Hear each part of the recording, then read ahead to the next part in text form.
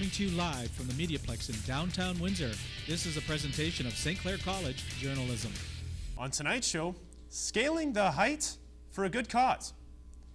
Windsor Chrysler and the Salvation Army team up to help the needy. I'm Michael Hugel, and you're watching MediaPlex News Now.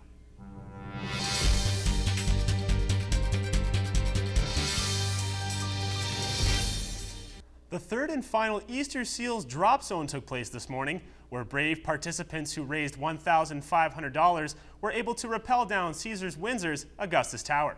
Last year, the event raised approximately $60,000, and the organization is looking to raise $80,000 this year. Funds raised through the Drop Zone Challenge will go towards providing funds for families with physically disabled children. Well, I have a very big fear of heights. I mean, I didn't take the scenic route today. I just kind of looked at the wall and just did it, I guess. Windsor Chrysler's Drive for Windsor campaign concluded August 31st, where everyone who purchased a new car in August had a percentage of the funds donated to the Salvation Army. I took a look at the end result earlier today. This past August, Windsor Chrysler ran its Drive for Windsor campaign. The initiative's focus was to raise money for the Salvation Army.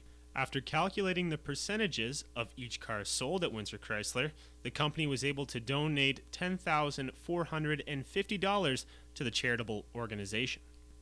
Board members from both Windsor Chrysler and the Salvation Army were on hand this morning to present the check, and both companies are very satisfied with the outcome. It is with great pleasure today that we are able to present this check to the Salvation Army of Windsor for $10,450. For MediaPlex Live at 1, I'm Michael Hugel. Earlier this week, I looked into a program at the F.J. Brennan Center of Excellence and Innovation that promotes academics through athletics. Done enough preparation, but I do want to go over this before. The F.J. Brennan Center of Excellence and Innovation is helping to emphasize the importance in academic study through athletic participation. Students grades 7 to 12 are taught one of the most important lessons an athlete can learn. It's a concept that many young athletes are yet to grasp, the balancing between academics and athletics. So the question remains, is this program sufficient enough to help our young students learn? Mark Picard is an educator and skills specialist and highlights what sports can do for the young minds of these children. A lot of kids function and learn better when we are able to use sports as a tool to enhance the learning experience. Principal Kevin Hamlin also spots the benefits for students. Well, this gives the student an opportunity to specify in their sport-specific area and really chase their passion, whether it's hockey, baseball, or soccer. In the age of healthy lifestyles, programs like this may continue to rise. We're excited about the future of this program, and we're certainly engaged and excited as well as the students and the teachers here about the promise of this program as well. For MediaPlex News, I'm Michael Hugel. Let's take a quick look at the early weather with Stephanie Zografis down at the corner of University and Victoria. Stephanie? Thanks, Mike. Today, the weather is not too hot, not too cold. Right now, it is 15 degrees Celsius, and tonight we can expect some fog patches with a low of 12. I'll be back later in the show to tell you our 3-day forecast. Back to you, Mike. Thank you, Stephanie. Sounds great. The Windsor-Essex County Cancer Center was the beneficiary at the Windsor Spitfires Hockey and Heels event. Jordan Kashera brings us the story. It was ladies' night at the WFCU Center as the Windsor Spitfires hosted their second annual Hockey and Heels benefit. It was an eventful night out and all for a great cause. The proceeds of this event go directly to the Spitfires Foundation as well as the Windsor-Essex County Cancer Center.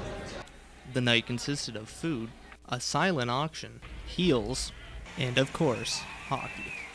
Del Marcon, a billet mom, says she's happy to participate. Well, we're happy to come here and support the Cancer Foundation, and there's lots of good things going on. Have a nice silent auction, get some things there, and we're actually billet moms, so a group of us decided to support the event. Event coordinator Beth Karen said she wanted to create a hockey event including women. Well, we wanted to have a fundraiser within the WFCU at a hockey game that involved strictly women because although it's a hockey game, women enjoy it and they have a lot of money to give back to the community and causes that they believe in. So we paired up with the Cancer Center. The Spitfires gave the night a memorable ending by beating the Saginaw Spirit 7-1. For MediaPlex News Now, I'm Jordan Kashera. Zombies and vampires and werewolves, oh my. Paracon was recently held in Windsor and Alexandra Latrimwe was there. You wouldn't expect the Holiday Inn to be a place where paranormal activity runs rampant.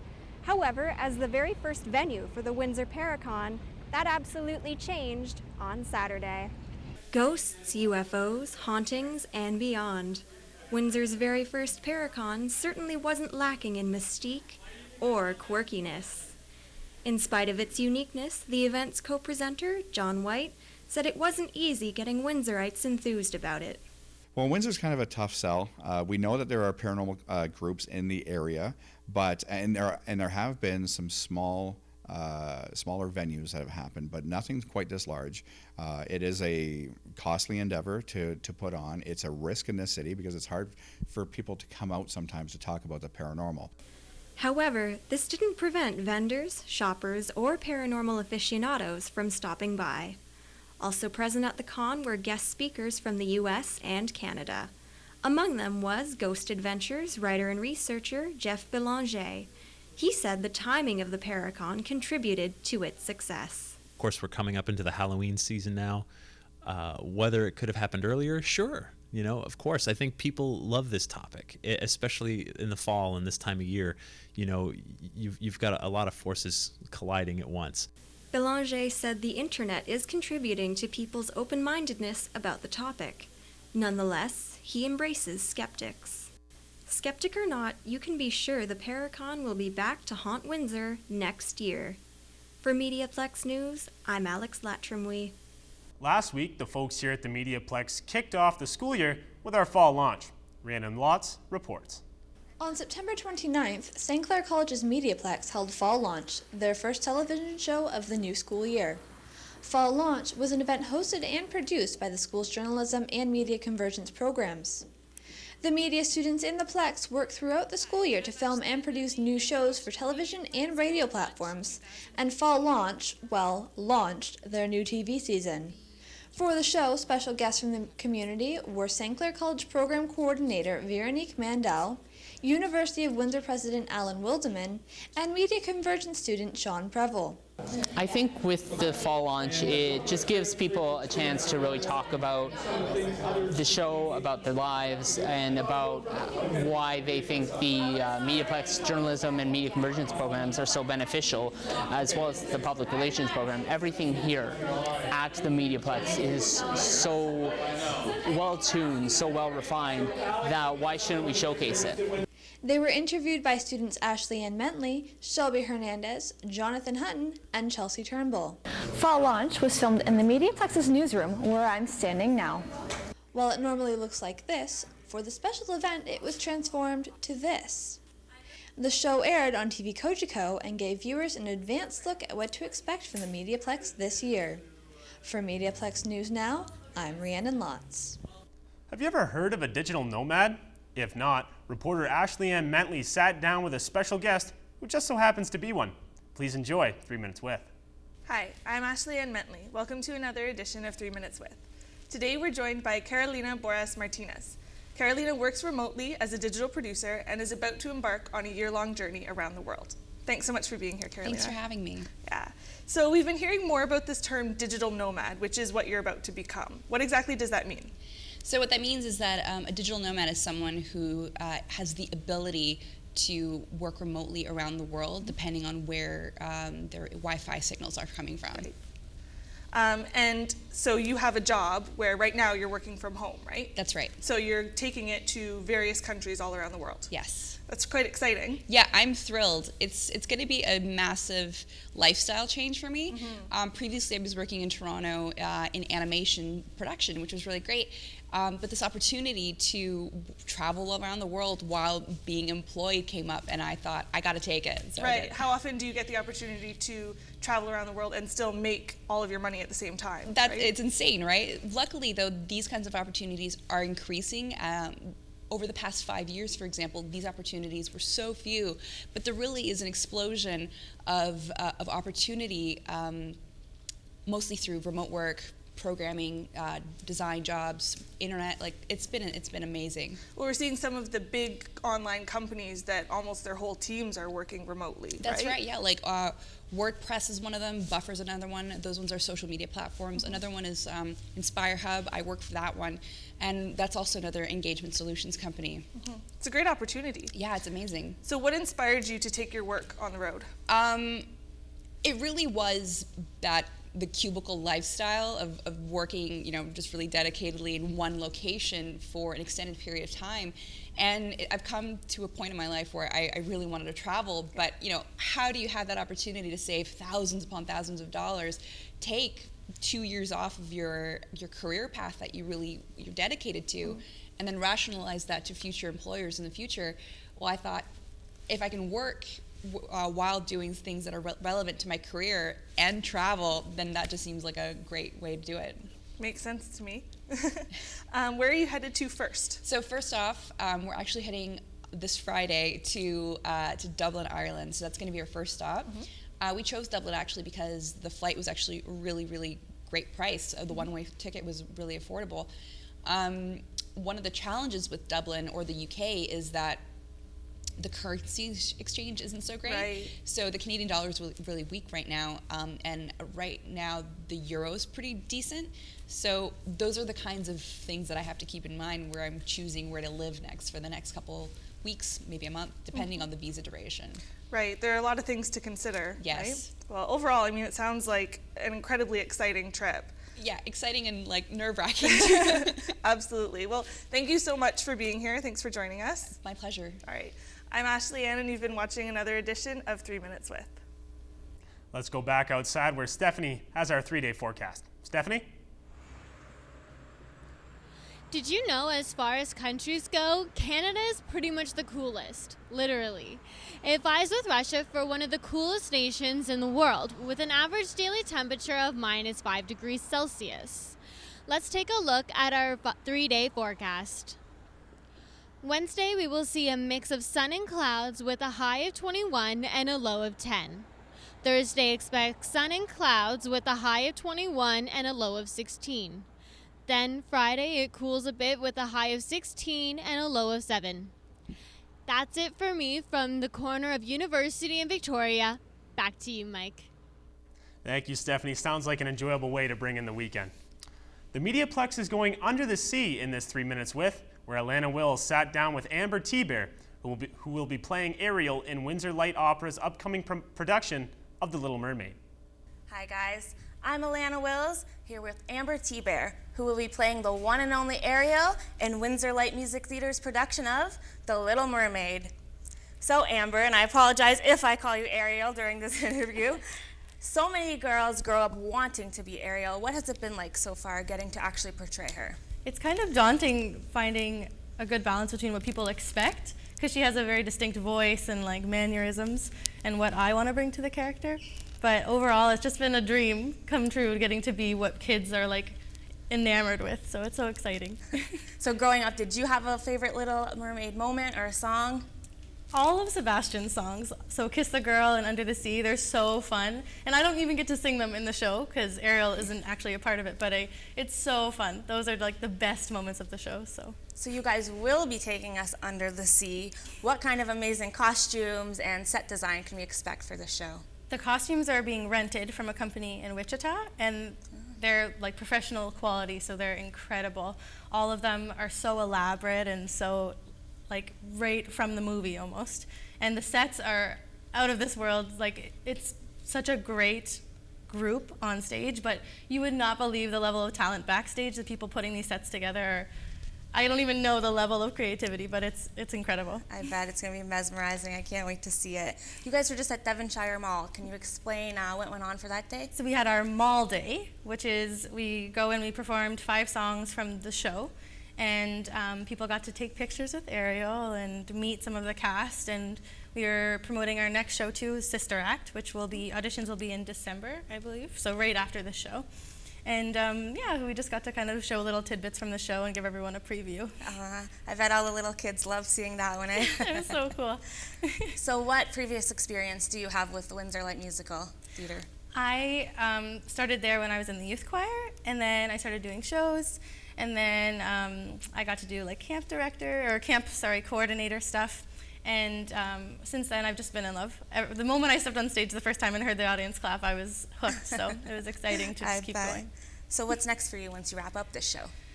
A break. A nice break. And you're in school, I believe, right? Yes, yeah. So I'll probably just kind of focus on school and just be with my puppy and my husband. And yeah. What are you taking in school? Languages at the University of Windsor. So yeah. Awesome. All right. Well, thank you, Amber. And we will be seeing you starting November 13th at the Chrysler Theater. This has been 3 Minutes with Ariel, also known as Amber T-Bear. Some students at residence have concerns that their Wi-Fi is inconsistent. Julia Pullman reports. Students living at residence means having a laptop and a good Wi-Fi connection is important. Lately, St. Clair College Residence's Wi-Fi has not been working well. It's slow, kicks students off sometimes, or won't even connect at all. Some students have not been able to complete their homework because of the connectivity issue, but others have been fortunate. Caitlin Klassen, a student at St. Clair College, said her Wi-Fi is working fine, but her friends keep complaining about it. Every time one of my friends tries to log onto the Wi-Fi, they complain about it so much because it never works, but my Wi-Fi works amazingly. The St. Clair College IT department has tried everything from rebooting the Wi-Fi and providing on-site assistance to students. They have even tried making a new network available until the situation had been fixed. Sarah Keene, an employee at St. Clair College Residence, said they are working with the IT department to fix the problem. Sucked for front desk just because we were trying to help students get it fixed and the school was not necessarily cooperating with us, but we eventually got it worked out fairly well. So hopefully we're going to keep in touch with them and keep accessing it properly for the students. St. Clair College student Evan Burrows said the Wi-Fi at residence is much better than the connection he has at home. I find the Wi-Fi great because I've grown up in Cobalt, Ontario, which happens to have no Wi-Fi or no good Wi-Fi. So my Wi-Fi is consisted of going to my grandparents' house. Help with the Wi-Fi connectivity issue, the college and SRC have decided to reimburse each student living in residence $45. This totals to 1 semester of fees. Julia Pullman reporting for MediaPlex News. The president of the University of Windsor, Alan Wildeman, stopped by the Mediaplex and talked with our reporter, Shelby Hernandez. Welcome, Dr. Wildeman, to the Mediaplex. It looks like we're neighbors now, so we'd like to welcome you and the university students to the downtown campus. Are you happy with the new building and the transition? We're very happy to be here. We're very happy to be a part of the downtown. Congratulations to Patty France. Patty, congratulations on becoming the president of St. Clair College. And we look forward to doing all sorts of great things together. Speaking of Patty France, we heard her talk about the college and university trying to create a relationship. So how important do you think it is for both of them to create that relationship? Well, we both have a common interest, which is creating a great education experience for students. And we've talked about how we need to have a lot more conversation about what can we do so that students can get the best of what we both have to offer. University, diploma, degree, certificates, whatever it is that we do.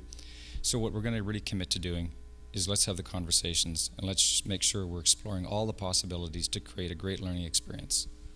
So how do you think the colleges and the college and the university could better make it so that people could attend both schools? Well, I think we need to find out what are the easiest ways that students can go from one program into another.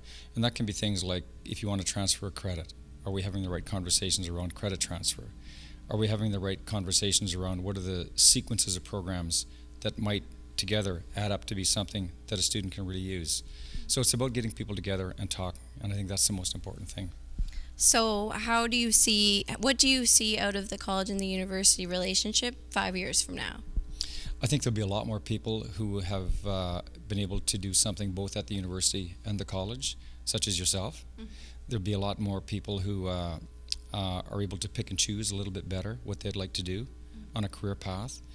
And I think that right across Ontario, universities and colleges are going to be finding new ways to work together. And I think in Windsor, with the downtown, with our city, we have a great opportunity between the University of Windsor and St. Clair College, and I'm really excited about it. Okay, well, thank you so much for joining us here on our fall launch. It appears that's all the time we have. Dr. Alan Wilderman is president of the University of Windsor. Eugenio Mendoza recently sat down with Windsorite Alan Rocha in another 3 Minutes With. Hi, my name is Eugenio Mendoza, and I'm here with Alan Rocha, one of the main collaborators for the Next Level Syndicate. So Alan, tell me more about that Next Level Syndicate. So Next Level Syndicate is a collective of artists of all kinds, like visual artists, musicians, performers, filmmakers, and pretty much what we do is like try to like push like next level artwork, you know, like pushing boundaries in any medium, and also trying to promote like DIY, do-it-yourself artwork, you know, kind of just working with friends to put on a gallery or put on a show, and just showing people that it's easy to get your stuff out there as opposed to going to a big gallery or something, you know, just showing people that it's doable, you know. So. And so what do you think about the art scene in Windsor? Like, is it growing? Is it? I think it's growing, but I think for people wanting to get involved in the art scene, it feels a little difficult to get in because there's either the big galleries or the very hard to reach like small groups doing art. But I think people like Denial, like that's someone who's I think very recognized in the city and helps promote the do-it-yourself artwork on like a big scale. Like he's very successful. So someone like that is a good I guess idol in a way to show people that you can do like what you want to do with your artwork. But I think, yeah, Windsor has a lot of potential. There's a lot of space here. And there's a lot of people who want to push the art scene and grow it here. So, yeah, I think it has a lot of potential. And you guys have some events planned, and what's your next event? Yeah, we've had a handful. Like I said, we've had art galleries, music shows, stuff like that. But our next one, I think, is in either November or December, and it's called Syndicate Fest. We've had 2 so far in the past 2 years, and it's pretty much just pretty much like a music festival in a way, where we have like a bunch of artists throughout the day. It's very similar to like Fog Fest, you know. So we have a bunch of bands play, a lot of out-of-towners, and we also have like local artists putting up artwork and filmmakers showing stuff. So it's a very like all-encompassing festival. But it's very, again, do-it-yourself, you know, just at small local venues, you know. So that's our big one, but we've got a few things lined up, so, yeah. And do you think the government should be investing in art scene? Do you think it would really benefit the community? Or? Yeah, man, for sure. I think there's a lot of money that could be used to really help push the art scene here. We have a few people that are in the syndicate that have received grants for having, say, filmmakers come out of town and have a residency here. So there is potential. I just think it's something that needs to be made more aware of, that it's easy to like, well, I don't know about if it's easy, but it's possible to get money from the government to support the culture in their city, you know? So I think we see that happen by like events in Walkerville where like there was like I forget what it was called, but it was like an art rock and walk thing, and it's just like a neighborhood-wide art festival type deal, and that was I think government funded, or at least bigger names were putting money into there. So yeah, I think it helps. Well, thank you. Today we've just spent 3 minutes with Alan Rocha, one of the main collaborators for the Next Level Syndicate. The annual Apple Fest has brought people from all over Windsor and Essex County to Ruthven for fall festivities. Jonathan Hutton will tell you more. It's time for fall, and in southwestern Ontario, that means it's time for apples. The Ruthven Apple Festival kicked off at Colasanti's with a bang, as people from all over Windsor-Essex County were in attendance. Voted as one of the top 100 festivals in Ontario in 2009, 2010, and 2011, the Ruthven Apple Festival has become a local tradition. Officer Silvano Bertoni of the Kingsville OPP detachment says that the festival is something for all of Essex County to be proud of. We've done this for at least 20 years in conjunction with the Apple Fest, and the reason for the Apple Fest, it actually goes and supports community living. So it's a great cause, great community event. We're out here to interact with the public and build relations. With events such as RC car racing, live performances, and the annual parade, there is lots of sights to see. Sylvia Ward has been coming to the Apple Festival since she was a little girl and has been participating in its parade for 2 years. I've been coming since I was a little kid. Actually, there's a race car track over here that my family used to come to and race every weekend. The festival runs all weekend and also offers free parking and admission. Going on for over 35 years now, the Ruthven Apple Festival is an event you do not want to miss. Proceeds raised at the festival go towards community living. Since the beginning of the Ruthven Apple Festival, over $815,000 has gone towards the community living so far. For MediaPlex News Now, I'm Jonathan Hutton. Do you want to take control of your future? Here's what St. Clair College can offer you. Times are changing, and they're changing faster than most people can understand. It's not my parents' generation anymore, and I can't just go by their ideas because it's not necessarily relevant anymore. There's a jobless generation out there walking out of universities with no idea how to engage their industry. A degree isn't necessarily a pathway to their career. Being industry ready is. I have to take control of my future.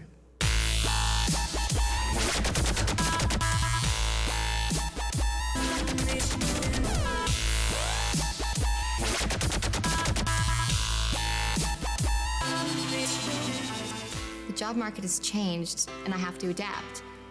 I'm not just getting theory, I'm getting skills.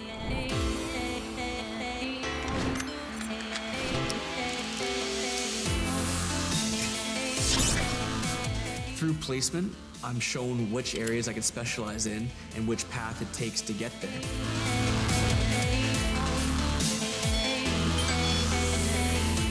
I struggled a lot in high school because, people just kept lecturing at me, and that's just not my way of learning. I learn by doing.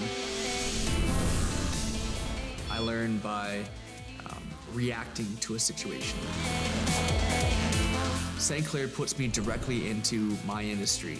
I'm dealing with real patients, real life situations. It's not just theory, it's not book work anymore. I think it's so important to be taught by industry professionals because they know what they're doing, and they're not just teaching because they read it in a book somewhere. They're teaching because they've lived it. I got that genuine feeling from St. Clair, like it was just home. Like I wasn't uncomfortable, I wasn't uneasy, it felt nice. I have to take control of my future, and that's what I'm doing. I got a gut feeling with St. Clair that was great, and I definitely wasn't let down.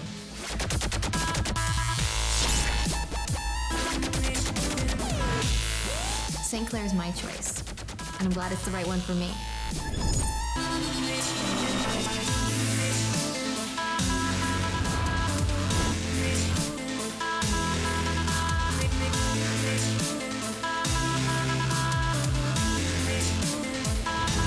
I choose to take control of my future, and my path is St. Clair College. I choose to take control of my future. My path is St. Clair College. I choose to be here.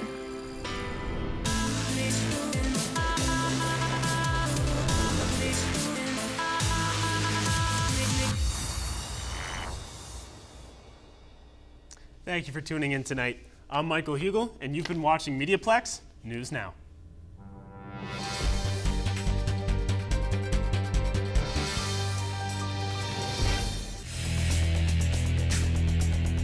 MediaPlex News Now is a production of the St. Clair College Journalism Program.